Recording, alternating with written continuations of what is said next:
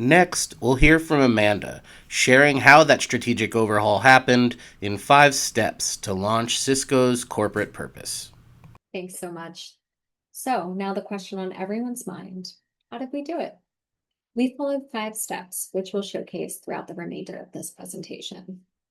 The first and most important, we brought together a purpose blog editorial board, uniting stakeholders across sustainability, social impact, and digital impact.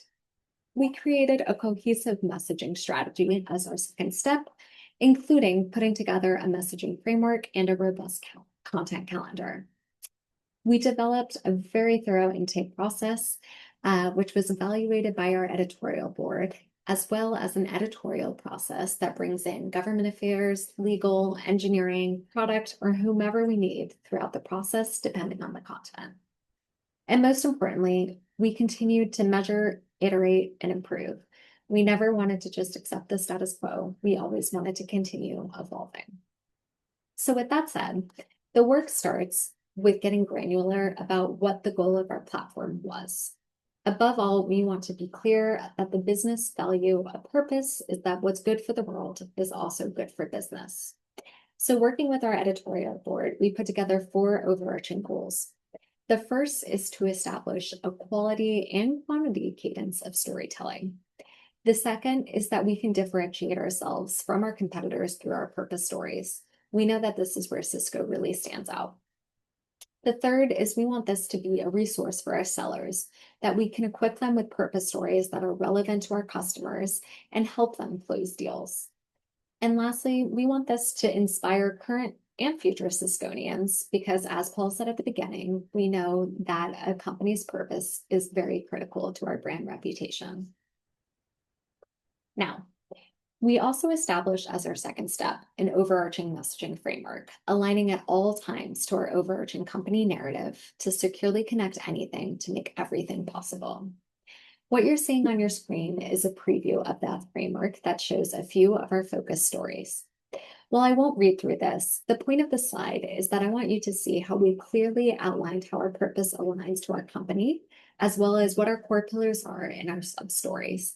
So if, for instance, we take sustainability here, we focus on 3 types of stories: those that showcase circular design, those that show us as a leader in resilient ecosystems, and those that establish us in energy efficiency and investments, especially in the AI era.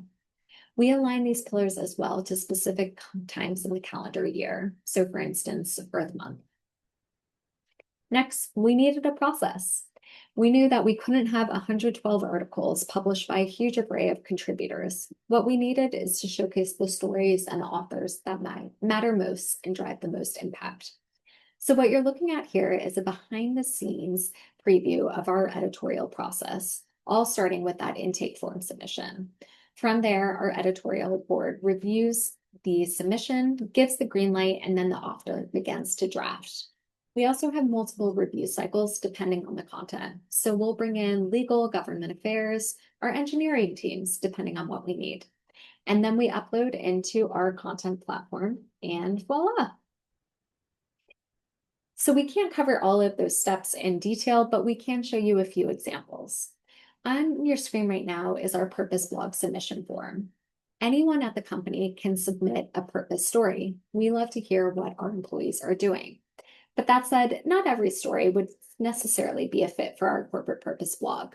Some might be a better fit for our internal intranet, while others may work for the We Are Cisco employee storytelling blog.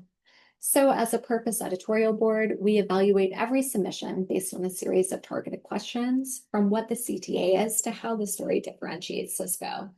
Then this submission flows into our Airtable base once it's accepted. We use Airtable for our project management system, but you can use whatever tool that you prefer. So we align our content across our work streams, from sustainability to digital impact, all in one space. This is where we track our progress, dates, titles, and more. It's kind of our one-stop shop for content.